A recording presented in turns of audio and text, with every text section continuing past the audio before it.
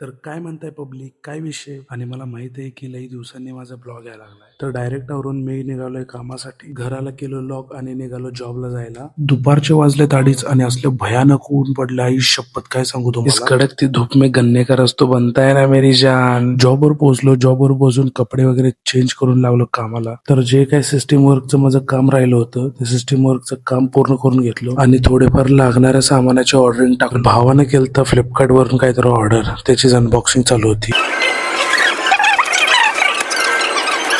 तर जेवण वगैरे करून निघालो थोडं वॉकिंगला. 1 तासानंतर होती किड्स ऍक्टिव्हिटी म्हणजेच बर्थडे पार्टी.